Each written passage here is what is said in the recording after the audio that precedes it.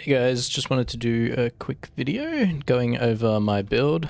I haven't been streaming because I've been pretty busy with my new job, but I did actually end up playing this season. I started about 4 or 5 weeks into the season, so the economy was quite different. But I've just been playing along, playing this character, this basically one character the entire time, with the goal of doing SS20. So I've just gotten that done today with 135 hours played. And let's see, about 100k FE total revenue, so probably about half of that's my build, like 50 to 60k FE. Not cheap, but you can go much cheaper if you want to go the ZHP route and just go full glass cannon and damage. But as you guys see in the video, pretty much got hit by every single ability and survived, because the goal was to basically have a character that does somewhere between 20 and 30 trillion damage and can tank most of the abilities in SS20, and that's what we got to. So it's happy days. I'll cut in the SS20 gameplay, and if you guys actually want a more detailed build guide, just skip towards the end, and I'll go over the rest of the stuff.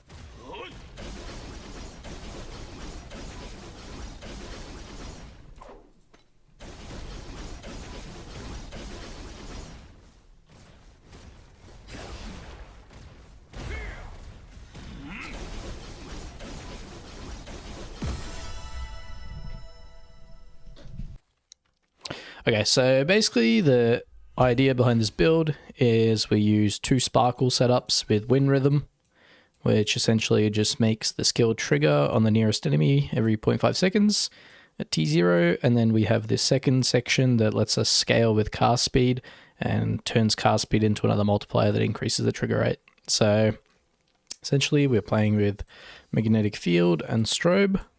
This one pulls enemies in and lets you shotgun, and strobe just, I believe, modifies some of the ways that sparkle actually functions. And we use multi-proj for more damage, because this is a really good damage multiplier, and more projectiles lets us shotgun.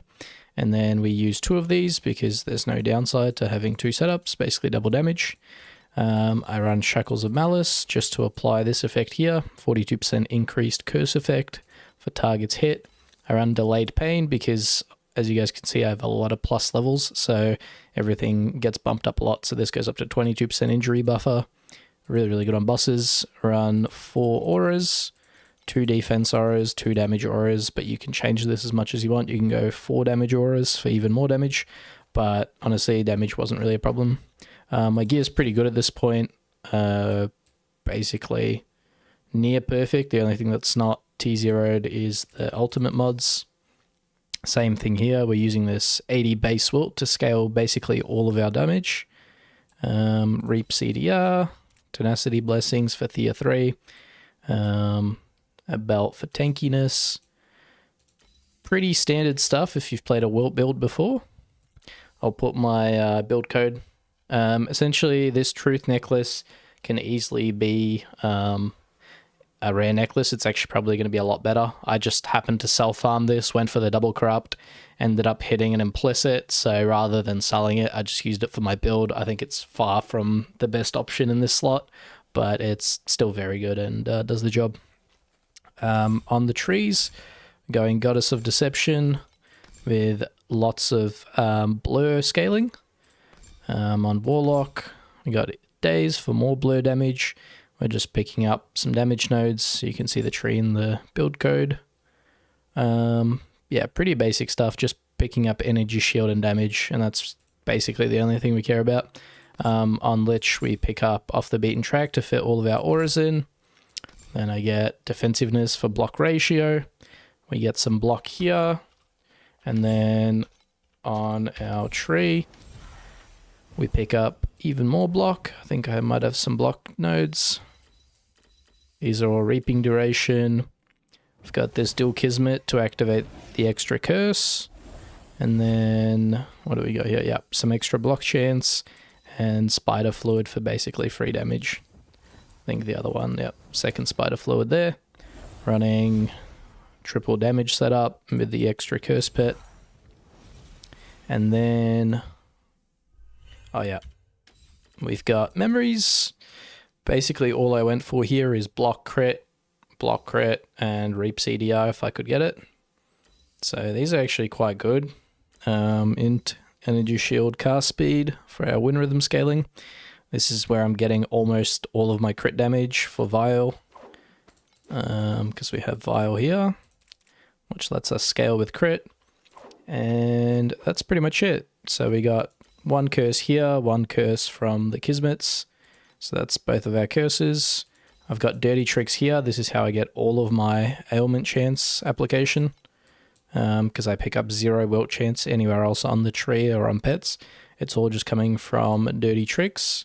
And then my slate setup is poisoned relief because it's ridiculous. It's like basically 50% more tankiness because injury buffer is insane and we get additional damage, less damage taken at low life. 3 birds, 1 stone. This can just be any damage thing, but 3 birds is really good. Although it's not recommended when you're starting out because until you have enough damage, this will cause the server to crash if you don't kill enemies quickly enough. Got tenacity blessings, energy shield regain, agility blessings, blur, need one of this mod. We're basically just getting a whole bunch of levels and damage. Another moth picking up an extra level. Then we have damage, some seal, and more damage. This mod here will carry you in maps, restore 3% of ES. That's insane. I'll never take it off. And that's pretty much the build. Honestly, there's not too much to it. There's a lot of other build guides for this. I wouldn't really claim to have done anything original. I just saw the shell that some people were playing and I geared it the way I thought would be effective. So that's kind of where I ended up. If you guys have any questions, leave them in the comments. I'll be more than happy to help out. Otherwise, if you're still playing this season, all the best. Hopefully you can take down SS20 with this build or maybe another one. And yeah, thanks for checking out the video, guys. Have a good one.